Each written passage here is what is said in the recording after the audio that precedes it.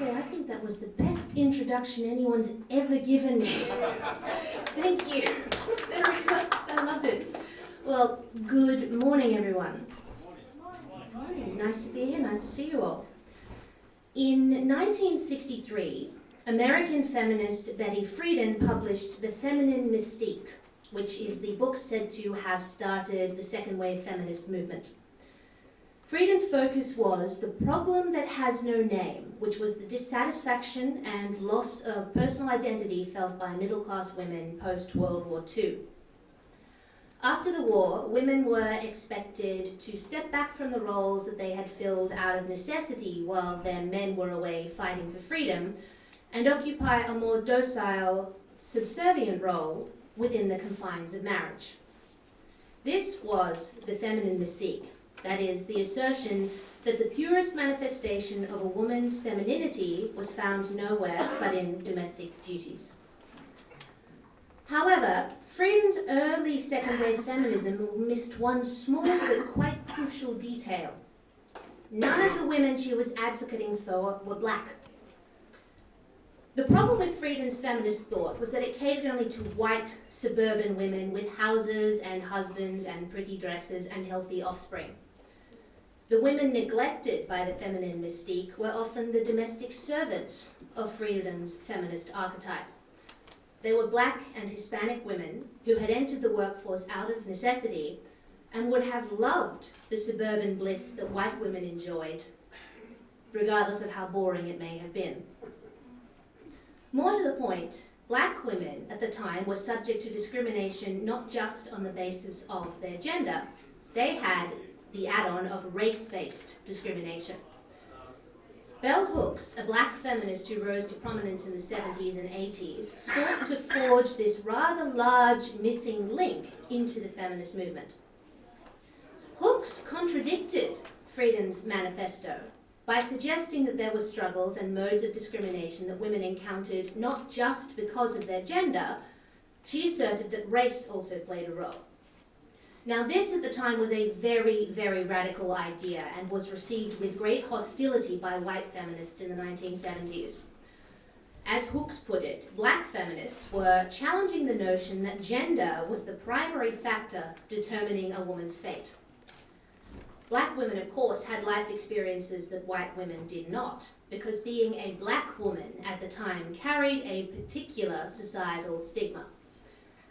As such, Bell Hooks laid the groundwork for what is now termed intersectional feminism. However, Hooks did not actually coin the phrase. The first woman to use the term intersectionality theory, which is the technical term, was black feminist Kimberly Crenshaw in 1989. Now, this theory was all well and good for the time period. After all, it was a very different social landscape back then. And this theory of intersectionality did cater to that particular world and the attitudes at the time. However, in step with the progressively nutty trajectory of feminism, the shadow of extremism crept through the ranks of intersectional feminist theory. Not satisfied with simply fighting and winning, might I add, the major civil rights battles, neo-Marxist ideologues hijacked the movement and began to throw more and more allegedly oppressed identity groups into the melting pot. Soon, gay, lesbian, and trans people, both men and women, had planted their stake in the ground, along with other brown-skinned races, Asians, even fat women, or women of size, which is what I'm told they prefer to be called nowadays. No, that's an actual term. You can Google it. There is no doubt that intersectional theory in its truest form can be used to explain the complex social dynamics within these groups juxtaposed against society at large. However, the ideology has sadly morphed into a sort of identity politics oppression Olympics, in which different identity groups compete for the title of oppressed champion of the universe. Now, the 2017 Women's March against Donald Trump is a very good and recent example of modern intersectionality in action. 2 million women marched, allegedly united under the symbol of the pink pussy hat, so disgusting. Well, they're so ugly, who would wear one? In addition to the pussy factor representing, of course, the vagina, the colour pink, so closely associated with femininity, was intended to embody the idea of femaleness. Now, this would seem like a perfect unifier for a group with a common ideological goal, until the trans and gender non-binary feminists got narky because they felt the symbol of the pussy wasn't inclusive enough of women without, well, pussies. This all actually happened, by the way. Black feminists started chastising white women at the march for not checking their privilege, which in turn enraged and embarrassed the white feminists. Then, of course, you had the odd trans exclusionary radical feminist, or TERFs as they're called, floating around, further infuriating the trans women in attendance. Black feminists also insisted, and retrospectively I might add, that the colour pink was also not inclusive enough because not all women's genitals are pink. This all happened. Stop it. To cap it all, a pro-life feminist group was kicked out of the march because despite the fact that they did have shared concerns about Donald Trump and women's equality, the group had the wrong views on abortion, so were deemed unworthy to participate. Now, the infighting within the ranks of the Women's March has continued into 2018, with the pink pussy hat now seen by many as symbolic of white women's historic exclusion of black women from feminism, transphobia, and lack of recognition of the gender spectrum of identity. I'm told there are about 72 now. That's the last figure I heard on it. And so around and around we go again. As such, the ugliness of human nature is revealed through the lens of modern intersectional feminism. The left, so intent on touting itself as inclusive while damning conservatives for allegedly divisive rhetoric, has forgotten that identity politics, which is what leftism bases its entire modus operandi in, is by its very nature divisive. Dividing people into identity tribes based on skin color, gender, sexual orientation, physical ability, body shape, and so on, while expecting them to unite under the same agenda, was always going to be a disaster. What the neo-Marxist left has forgotten is that human beings are individuals. While we may have shared traits based on whether we're a man or a woman or anything like that, people ultimately have different personalities, skills, levels of intelligence, and above all, different degrees of self-interest. Therefore, we're always going to compete with each other. And in the case of intersectionality, the competition in question is who can score the most victim points to win gold at the Oppression Olympics and achieve the highest ranking on what I like to call the victimology scale, which I mentioned briefly in my speech last year. Now, the victimology scale is the core of not just modern intersectionality, but the entirety of the feminist movement. Those at the top of the scale are granted the loudest voice and allowed to express themselves in whatever way they want, so they can be as crass, as bitchy, as bigoted, and as spiteful as they choose, but because they have accrued the most victim points, nobody is allowed to reprimand them. Now, on the other hand, those at the bottom of the scale are ruthlessly ridiculed, demonized, vilified, and most importantly, not granted the license to even hold an opinion, let alone express it. And as for them challenging the views held by those further up the scale, forget it. Those poor souls at the bottom of the victim barrel are condemned to sit in silence while they are bullied to the core, unable to defend themselves against the barrage of rankest hatred for having committed the original sin of simply existing in the wrong form. Now, can anybody tell me which group they think is at the bottom of the victimology scale? All together now? Straight, white males. Oh, privilege. Can we have a round of applause for straight white males? Can we please? It's a tricky time they're living in. poverty-stricken white man with 3 kids, a wife with cancer, and a crippling debt next to multimillionaire Serena Williams, she would still accrue more victim points than he does because she's both female and black. Just ask her. After all, straight white men are feminism's favourite scapegoat, and the rest of the neo-Marxist leftist identity groups find them a pretty useful punching bag as well. They accrue the least victim points and are therefore not allowed to hold or express an opinion on anything, especially women's issues. Just try to be a male while expressing a pro-life stance. I dare you. Just so long as you're careful that your house doesn't get firebombed by angry femi-trolls brandishing pickled fetuses in jam jars. White women who are left-wing feminists score more points than straight white men, and conservative women who, according to feminists, occupy a special place in hell, let alone on the victimology scale, but less points than white men who are gay. However, white lesbians win more points than gay white men because they are women, but less points than straight black women. Black men, however, score fewer points than straight black women and more points than white lesbians. However, black lesbians score more points than black men and white lesbians, but less points than white trans women and men. Black trans women and men score more points again, but trans women do not score more points than trans men, and this is because trans men used to be women, so are therefore already come with a set of victim points, whereas trans women are opting into femaledom and therefore giving up their mythical male privilege, so somehow it all balances out. Oh, there's more, sir. There's more to come. Higher again than trans people are Muslim women, specifically those who wear the hijab. Now, this is where it starts to get really interesting.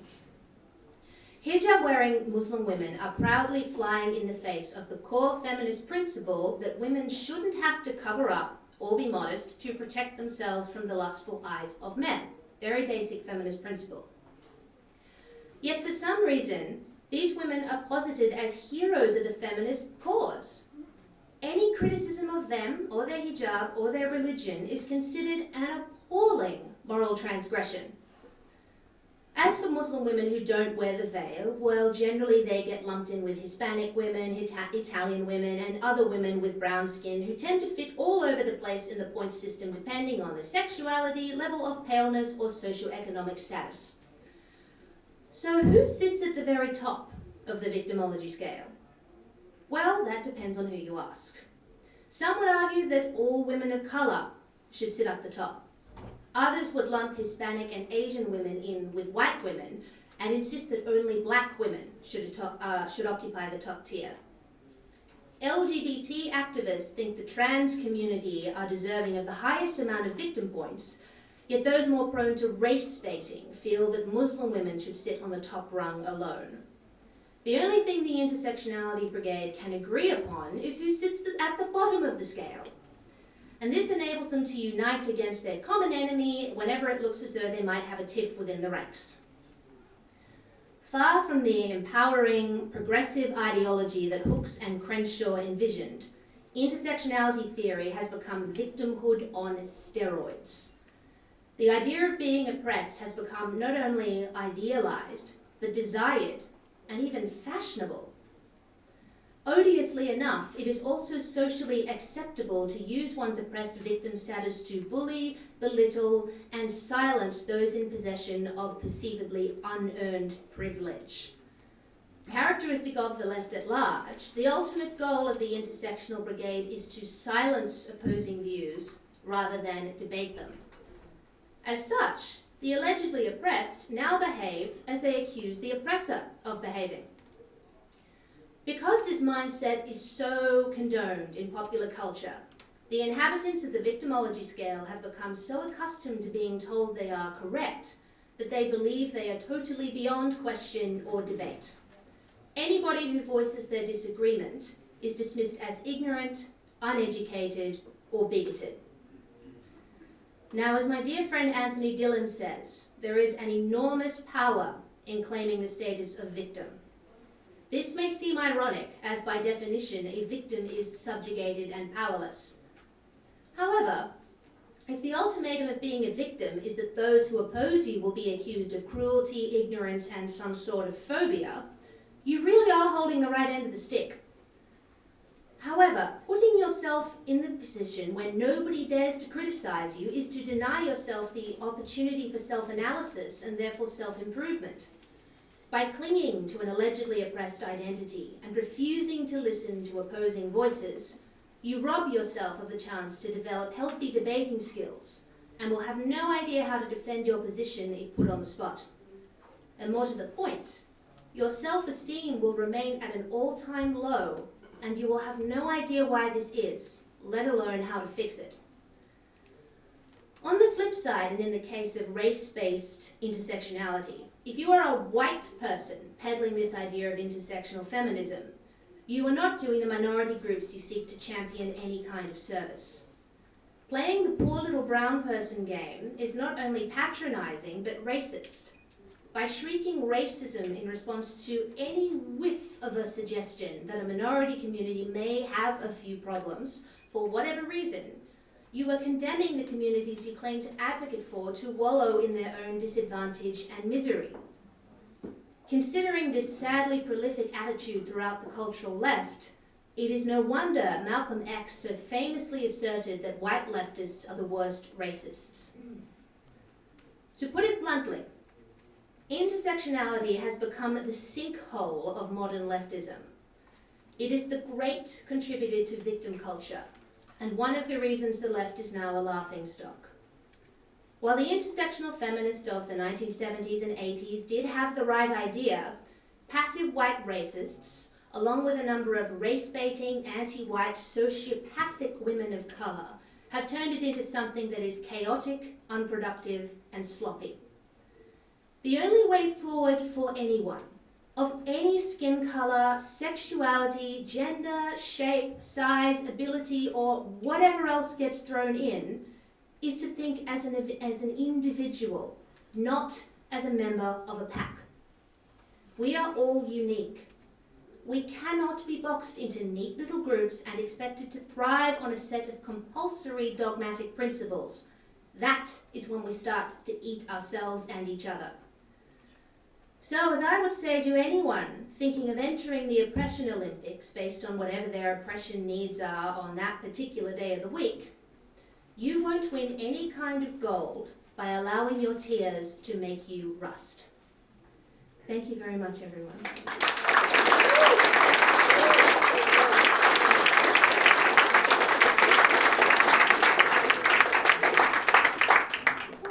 Right, I think we can do a little bit of a Q&A. Yes? I'd like wondering if you could explore, like, you know, how Clementine Ford is sort of a leader of the feminists. Yeah. Like a ladder up to who's more likely to be a leader. I was thinking more going on unattractiveness and then unattractive personality. Oh, yes. Yeah, so you could go up the ladder, it's more likely, and then you can get into the races and all that sort of stuff, and then go down the ladder. Because I've noticed that feminists generally are really unattractive, really bad personality, and no man is ever going to touch them except for these white knights. And I'm serious, like, it's just ridiculous. I'm sorry. What do you think about that? About sort of unattractiveness and unattractive personality. Rape and stuff like this. Yeah. I don't think any heterosexual men touch you. Well, I'm not afraid to say that. No, it's well. Interestingly enough, and I just made a video on this. Actually, it's on my YouTube channel. There have been a number of studies that show that conservatives, people who are on the right, tend to be more attractive than people on the left. But no, it's there have been. I can cite you 3 of them. I was reading about it. There's 2 in 2017. One's from the Journal of Public Economics. The other's from Politics and the Life Sciences Journal. And the other one is from UCLA in 2012, which was specifically about left and right-wing women. And bear in mind that all of these studies are conducted by very, very left-wing people from academia. The conclusion that they came to when they analysed sort of the different looks of men and women, particularly women from the left and the right, is that right-wing people are more attractive because more attractive people make more money, which is true, and therefore, because right-wing people make more money, they have comparatively easier lives, and therefore have what they call an ethical blind spot, so are less likely to oppose unfairness or are in favour of redistributive, compassionate policies. Like, I kid you not, that was the conclusion that the two 2017 studies came to. And the 2012 one, which was specifically about women, said that women who voted Republican tended to look more feminine because the images and values displayed by the two parties were in the Republican Party akin to traditional gender roles and how women felt like they had to be pretty, but the Democrats were progressive and anti-traditional gender roles, and you can guess what they said. So there actually is a lot of evidence there to suggest that. But what I would say though about those studies is that the reason the lefty researchers came to those conclusions was because they're just annoyed that their side is the ugly side of politics. They're like, oh well, fine then. That's because you're evil. That's why you're prettier than me. That's really the conclusion they came to. I think the reason that people on the right are on average more attractive is because we're more confident. Particularly the women, and have a much more grounded sense of self, and are not afraid to let men be men and women be women.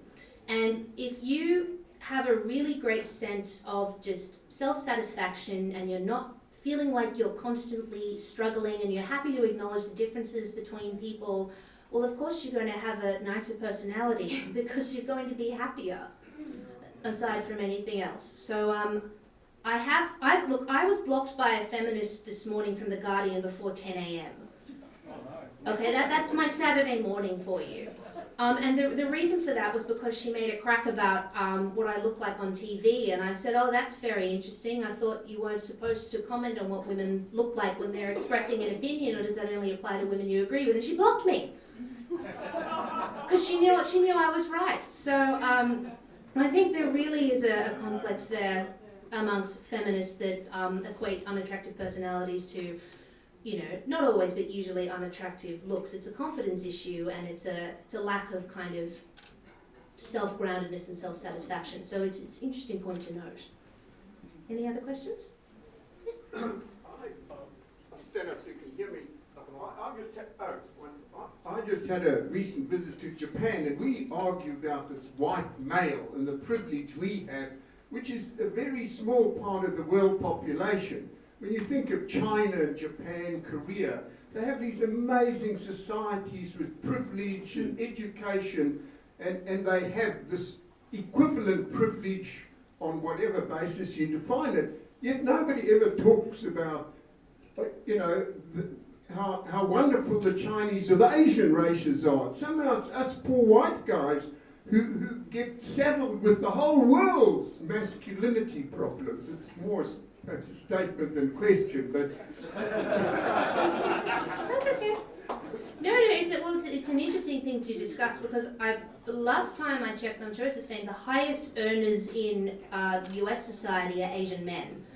Not white men, but Asian men, and that's a... and you think about immigrants from Asia, from China and stuff. They culturally have an extraordinary work ethic, like an absolutely right down to school kids. I mean, it's like over 95%.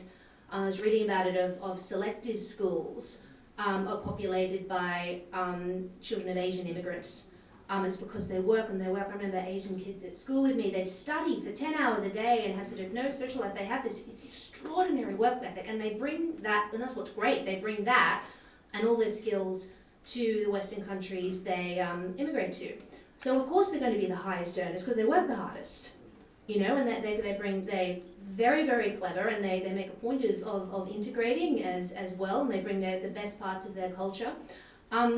So of course they're going to do that. But as I was saying in my speech, the reason it's straight white men that cop all the flack is just because they're a useful scapegoat. That's all it is. And I came to the conclusion the other day that the modern left still thinks we're in the 90s. They still think that, white men are, the absolute most advantageous people ever, and that we're still kind of fighting against the Christian right. They have this ping on about Christians. I don't know if you saw on Tonightly a little while ago that parody of Scott Morrison's Pentecostalism about refugees. They started singing in it, Jesus, but not refugees. It's this stupid song. But they think that kind of stuff is really edgy. When it's not, it's really boring. Like the most banal, easy thing you can do nowadays is to bash Christians and straight white men. So, but I worked out it's because they think we're 20 years in the past. So they still think, in answer, to your statement, that white men are the relevant scapegoat, then really they're not. Yes? So, continuing on from that, do you think we just need to wait for that generation of boomers to die off so all the sensible people can take over? Pardon? Oh, bugger, yeah, not the uni students, okay. Oh yeah, no, we've got a couple of generations to sit through. We've got most of Generation X. The millennials are the worst, the absolute worst of the millennials, who are about to take the reins of the free world, which to me is of great concern. But Generation Z, I hear, which is teenagers nowadays, are projected to be the most conservative generation since the Second World War. Because the nature of teenagers is to rebel. So they see their Generation X parents and their millennial brothers and sisters raging about microaggressions and all that, and they just go, no, I don't think so. And because they have access to so much information and like YouTube, Shapiro and Milo and all of that, they can just debunk these things for themselves. But we've got probably about 30 years of fight before we actually get to that point, unfortunately. Just got to stick it out.